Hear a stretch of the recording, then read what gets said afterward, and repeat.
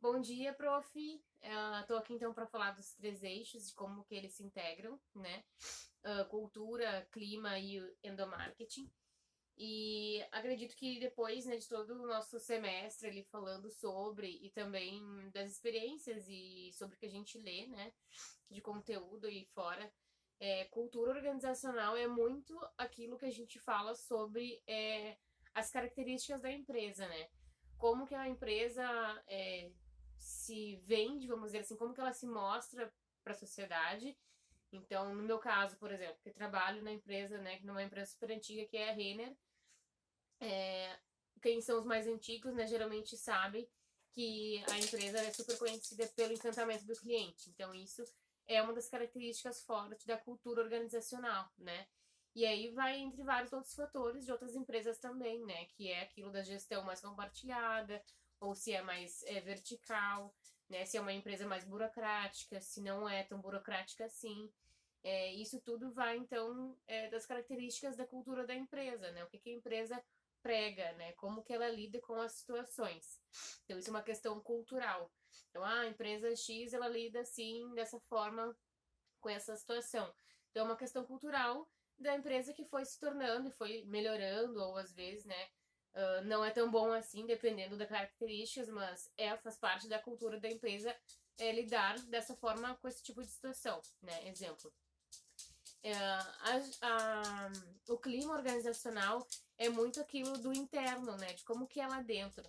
Então, também fazendo referência com a Renner, né? A cultura da Renner e o clima organizacional, por ser, no caso, eu falo de lojas, né? Tem também clima organizacional com a parte administrativa, mas dentro de loja é um clima muito mais despojado, né? É um clima mais despachado, é um clima mais aberto, é um clima onde a gente vê gente mais alternativa do que em escritório, geralmente, né? Acho que hoje vem mudando bastante isso também. Desculpa estar balançando a câmera, tá? Meu cachorro que tá aqui bagunçando.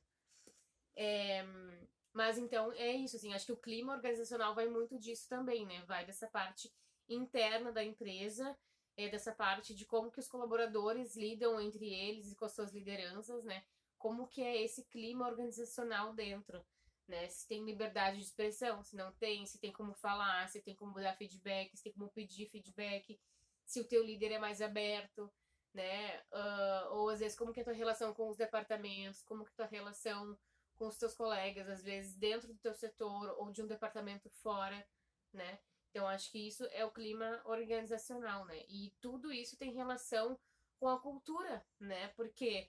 Porque se a cultura da empresa é uma cultura mais fechada, vamos dizer assim, uma cultura onde não tem tanta liberdade, provavelmente o teu clima organizacional não vai ser muito diferente, né? Por quê? Porque tu não te sente liberdade para poder fazer. Então, elas têm totalmente essa relação, né? Geralmente, quando a cultura organizacional te permite ser um pouco mais aberta, te permite falar um pouco mais, enfim, ou de repente a empresa não tem esse viés. Essa cultura não é uma cultura da empresa tão visível, mas dentro da tua liderança, do teu setor, pode ser que o teu líder tenha esse tipo de cultura, né? E aí acaba que o clima também tem essa relação. Então, eu tendo mais liberdade de expressão, vamos supor, eu consigo falar mais, eu consigo expressar minhas vontades, eu consigo expressar o que me agrada ou o que não me agrada, né? Isso e aí bate também para os colaboradores, para os funcionários, independente do nível hierárquico, né? E o endomarketing, eu quero até fazer uma observação que eu acho que foi o conteúdo que eu mais me surpreendi, e por mais que a gente veja isso na prática e a gente esteja fazendo isso de diversas formas, né? E aí dei o exemplo, né? Alguns exemplos como a gente faz na loja, de algumas ações, onde eu mais vejo a necessidade hoje das empresas, né? De repente eu não tenho assim tanta experiência de outros lugares, mas o pouco que eu vivo no varejo já, vai fazer 9 anos que eu trabalho no varejo, que eu trabalho no comércio, das duas empresas que eu trabalhei, que são empresas, né, de médio e grande porte, elas ainda assim elas têm muita coisa para melhorar, de forma falando do endomarketing, né? E aí eu penso, então imagina as empresas pequenas, as empresas que não têm um RH bacana, ou as empresas que não têm nenhum RH, ou tem só na teoria, enfim. Então é uma área que realmente me interessa muito e vai muito ao encontro do que eu acredito que é acreditar nas pessoas, acreditar no potencial de cada um, é tentar tirar o melhor de cada um, né? Acho que todo mundo tem um lado positivo, enfim.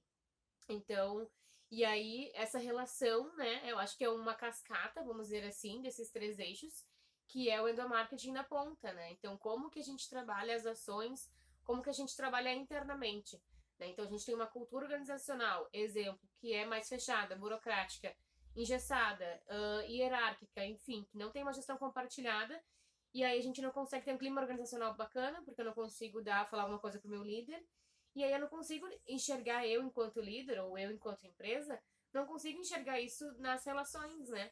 E aí eu não consigo fazer uma ação bacana de endomarketing, não consigo trazer eles para mim. Ou pior, né? Ou o RH, ou a empresa, ou a liderança só se dá conta no endomarketing quando tá ruim, porque essas outras duas não estão legais, né? Que seria a cultura e o clima. E aí, geralmente, as ações que são feitas do endomarketing para resgatar isso deles, tanto relações entre eles, quanto engajamento, enfim, muitas vezes tem relação se a cultura e o clima já tivessem sido trabalhados anteriormente, né?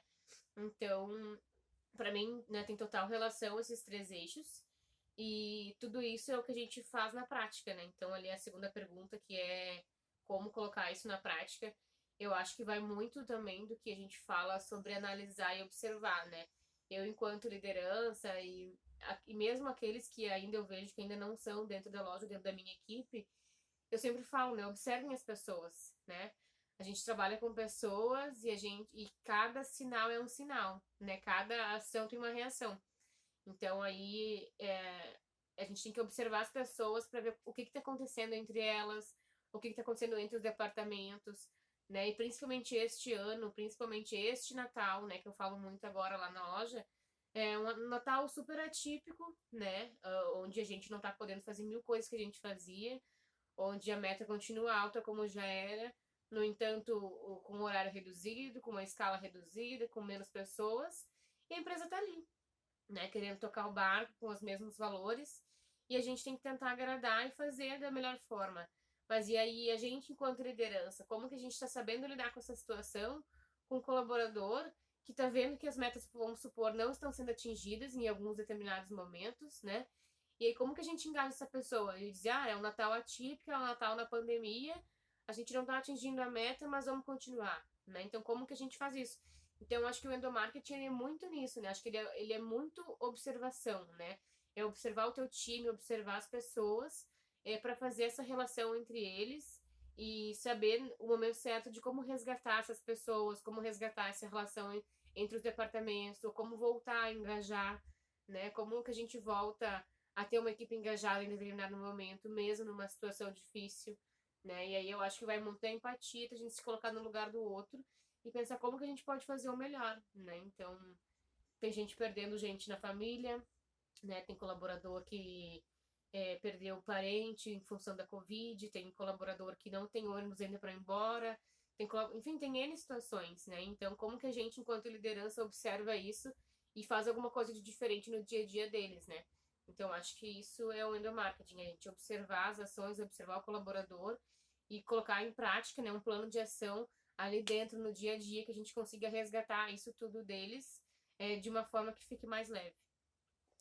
Eu acho que é isso. Desculpa se eu me prolonguei, mas acho que são 3 eixos super importantes e que precisa, sim, cada vez mais ser falado, principalmente nas empresas, e de uma forma mais aberta, que a gente não tenha medo, assim, sabe? Receio de falar ou dar alguma sugestão para RH, por exemplo.